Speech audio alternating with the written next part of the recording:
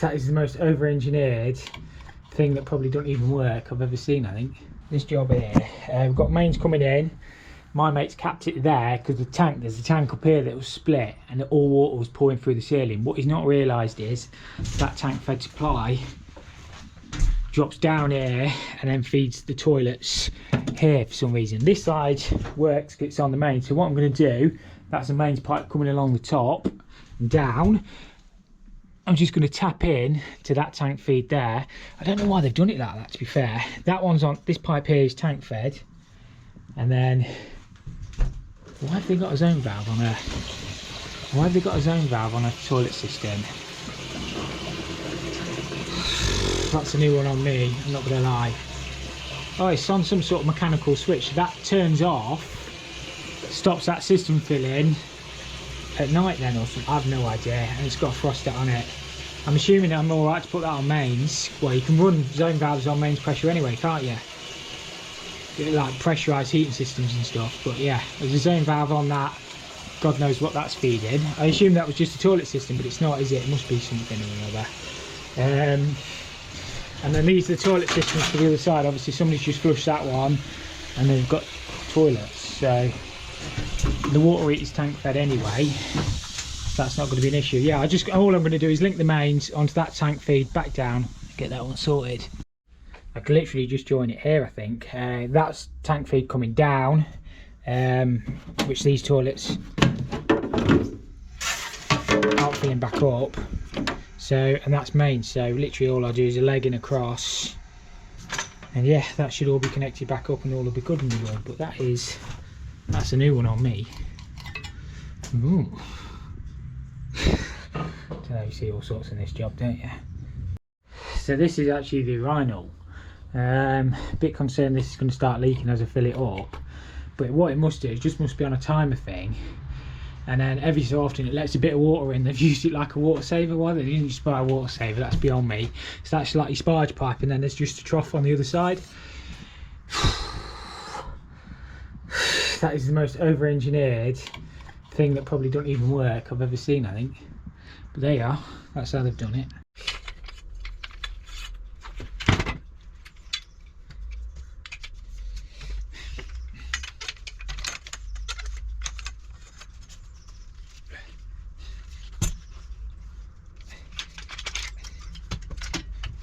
I think I'm literally just going to use a compression isolator on this, which is the old tank feed down, and then use a compression T on the mains straight back in. And I've just bent a piece across, so we'll just cut that off there and there and get that in.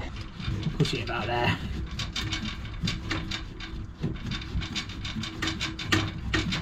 It doesn't really matter where we cut it.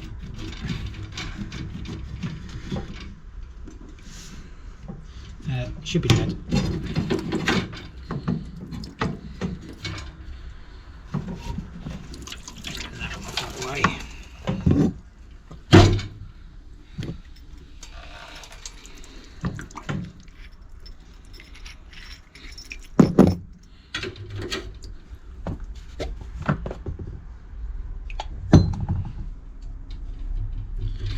He obviously just didn't realise that it was feeding down. It's not the biggest mistake you'll ever make, and we've all done it.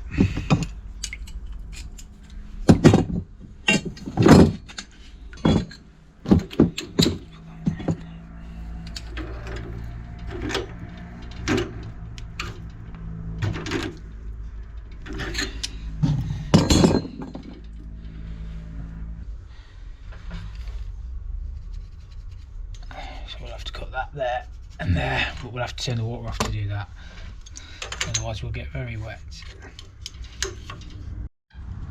I'll get this bad boy off. We'll tighten that backing up in a second, just make sure. It looks good to me.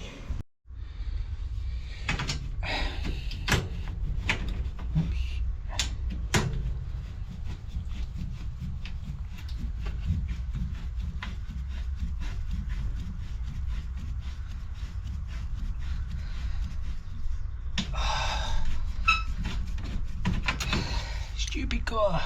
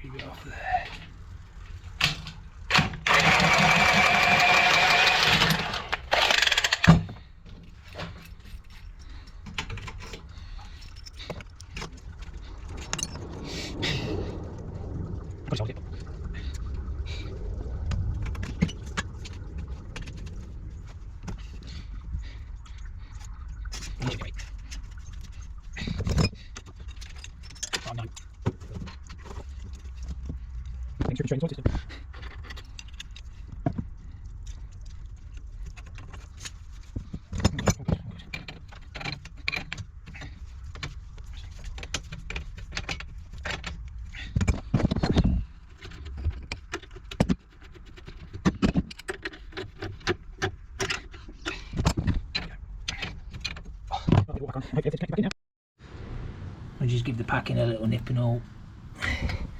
Don't need a lot. It's been leaking a while, looking at it. Should be alright.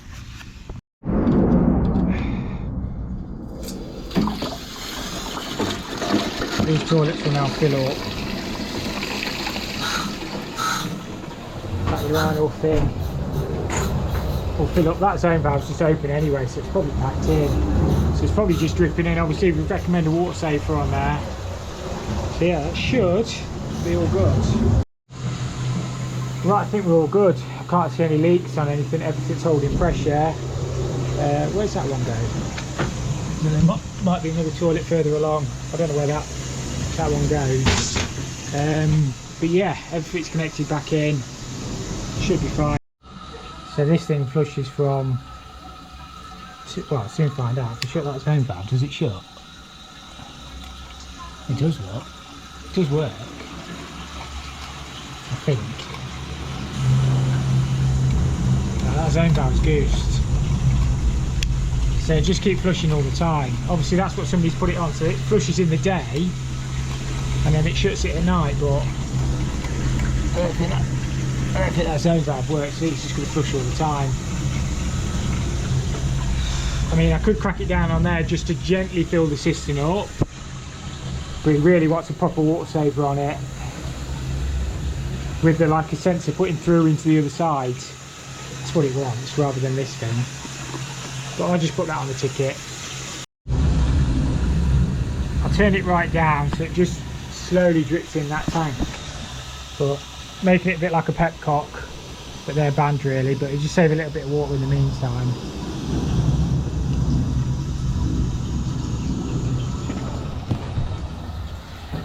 So yeah, it'll be slowing a lot, it'll be filling a lot slower now.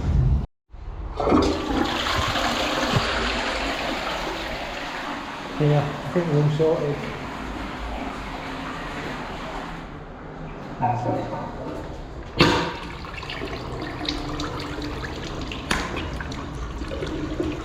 It's burning. Is it burning? Yeah. Just whip that head off. Whip the screw out. Is that pump working?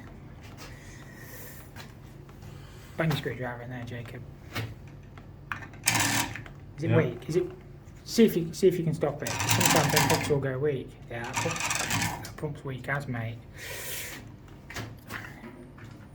Got not an issue on this job. We've actually come to look at a different thing, but saying the rads aren't getting hot. We've got 65 degree flow temperature on the boiler. That's just like a shunt pump. It's going around into this low loss header. Oh, pump's actually on the return.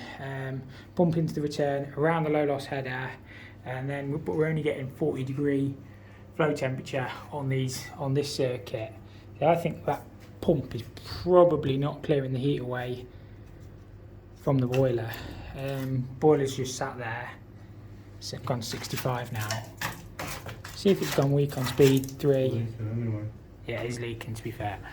We've used them stupid pump unions. I think it's probably that pump is not helping us on that one. So yeah, might get that changed. We'll have a look at the other bits anyway, Jacob. What we've actually come to do. Yeah, like you say, you've got head gauges on that. It's no different. It's literally no different on speed 3. Yeah, that shunt pump's not doing us any favours. That's like 0.1 foot-pound per inch. Yeah, that's fine. The job we've actually come to do is a leaking pan connector. We're going to have to try and get this pan out. It's got brass screws, but it's whether it's been sanded and cemented down. It looks as if it has. So we might have to get a new pan on this if we can't get it out. New flush pipe, new pan connector.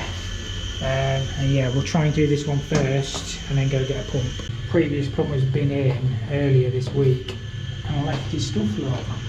He's obviously put a new ball valve in it and left a leaking pan connector. Brass screws normally undo, but it's just whether it's been sanded cemented down. Do you want me to go to the van and get a pan connector, Jacob, or will you get that unscrewed? Oh, can you get it, mate? The reason he's not took it out is because it is bedded down on sanders, maybe you can see it. And the problem we've got is if obviously we try and get that out, it's probably going to break the pan. I don't know if we can get that pan connector out. It's been leaking a while. I don't know, because obviously we can't even knock it that way because obviously that feeds in the way. The only thing we could do, Jacob, is cut it there, but then it's whether we can get it back in. We'd have to use a slip and then just clean all that paint off, wouldn't we? Don't know what to do because I don't think we're going to get that pan out. Oh, it might just be on the flush pipe, you know, Jacob. Keep it simple. It's just on the flush pipe, you know. Run it down onto the pan connector.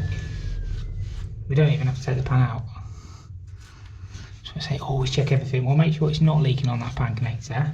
Yeah, you can see it's just on the flush pipe cone. It's not even filling up very good, this toilet. Obviously somebody's just put a new ball valve in. But you can put the low pressure orifices in them. It's taken like 3 business days to fill up. I don't even know if he's adjusted it right. We'll have a look. Yeah, that is a new side there. Is it? No, look at it, it's got scale on it. I don't know, maybe it's not a new side. I thought he'd maybe loosen that when he'd done the push pipe, you see. No telling is there. We'll see if we can make that feel a bit faster. You got a flat here? Knock it off there, we'll have that to bits. Put a full bore. No, I'm going to put that low pressure orifice in it, make it feel a bit faster. You got a pair of grips?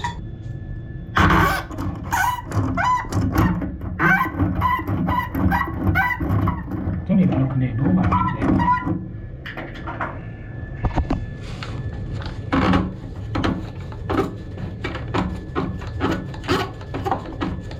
I think I took the wrong bit apart there, you know.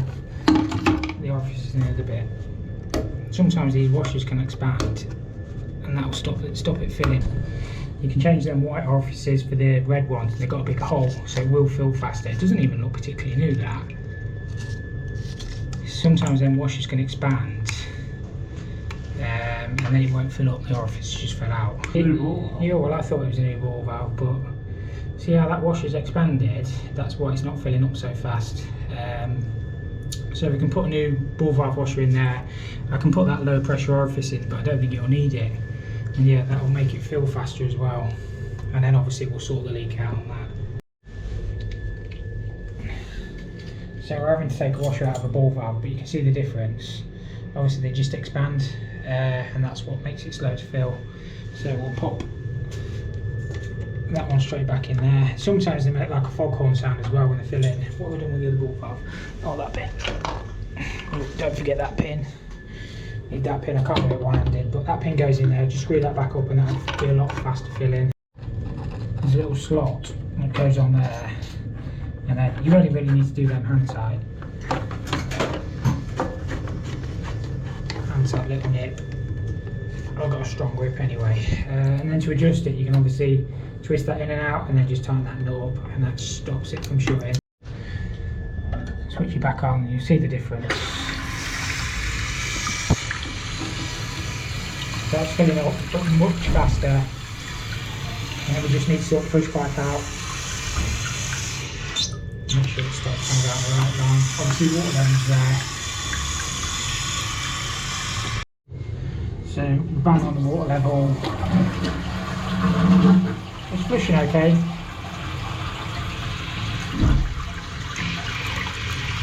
Yeah, so we're getting a full flush, and then obviously half flush on there is just press the hose. That looks fine. So Jacob's just put a new flush pipe cone in there. Good little tip is obviously put a dry piece of tissue down on the floor and then just flush it a few times, make sure nothing else is leaking. It should be fine. I'm sure it was only leaking on the connection.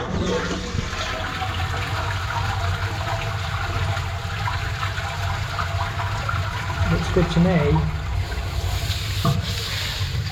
Jacob's just checking for safe isolation on this pump. Obviously we've got isolators there, but he's just used his red pen, proved it's live and then proved it not. I know it's not a proper proving unit or anything like that, but it's adequate really for most jobs. Not that I'm telling you that's how to do it, but that's how we're doing it. So we check for safe isolation. Going to isolate the water supply. Had to sleep valves, so normally alright. Go a bit steady, mate, with them. If we can't isolate it there, we can isolate it. Yeah, that would isolate you. You've got it anyway. Give it a good American, a good yank. That's flow and return isolated. We'll get a little drop. How's this system filled? Is it got a microfill on it? Is it open vent? Yeah, so pressurization unit is there. These are air taps. Obviously the pipes will go up and above, and then these are just on drops. So yeah, that'll be fine. So flow and return is isolated. We can whip that pump out and get it swapped across. I don't know if they'll come that easy, mate. Knock them off. Yeah, you have to give them a tap with the hammer. Pump itself is hot. Pump itself will be Yeah, hot. it's not wind certified, is it? No.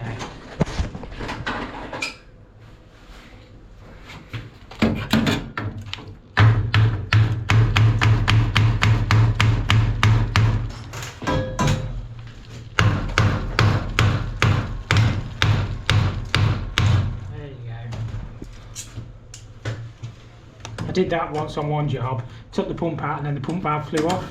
It was in the upstairs of a massive house. Made the bottom fitting leak. We can take that apart and remake that joint anyway, Jacob. Is that soldered on? No, it'd be compression, I would have That's thought. soldered. Oh, it might be so. It'll only be into the pump union though, so we can unwind. Once you get the pump out, we can make that union piece back on, mate, with some Loctite, if you can get it out.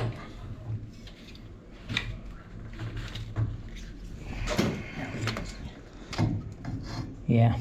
Yeah, I'll try and hold it on that head gauge, mate. Are you alright? Did you get your finger? Only on the plastic. Right, you're alright then.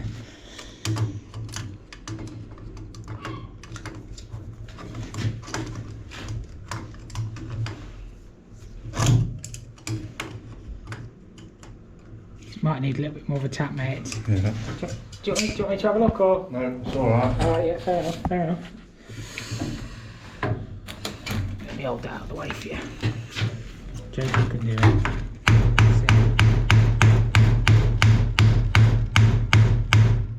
There you go, you got it now. When you hold your grips, try not. Sometimes it squeezes it together. You should just be like real gentle with it. There you go. It's the tap that did it.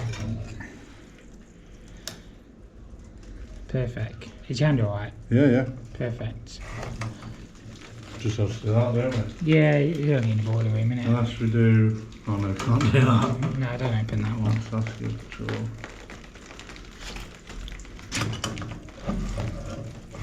You've obviously got like a bar of pressure in there, but it will stop.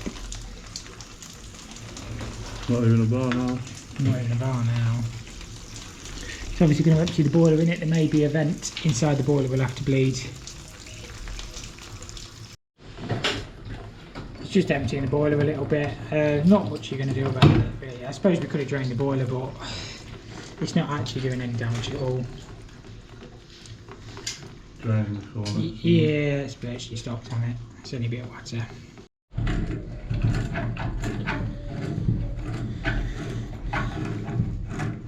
I have to reuse that piece, so just have to give it a whack when it's out of position, Jacob.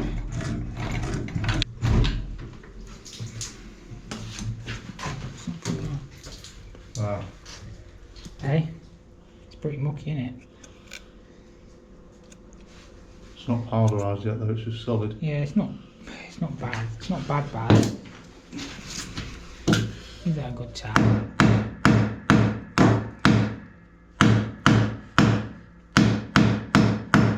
There you go. You got it spinning now, mate.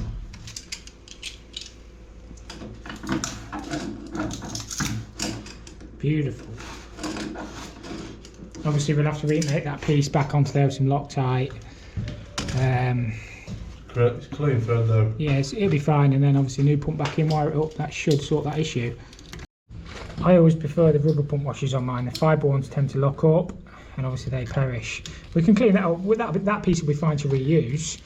Obviously we'll put new rubber pump washers in. But yeah, the rubber ones tend to come undone easier.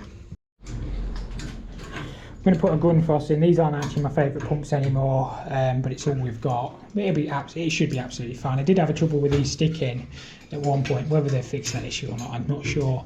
They do send you obviously the electrical connection pack thingy, which that just plugs in once it's wired up, and then 2 new rubber pump washers, which should be in the box. I can see them, but I can't get them out one-handed. And obviously, this being on our return, we need the arrow going up back into the boiler. You got it, mate? Yeah, that's it. Perfect. Just give that a little nip up. I know you know, Jacob. I'm just talking to myself, really. These normally squeak a little bit. I do actually have a 54mm spanner that fits them unions, but I bought it and it's one of them things I've never used.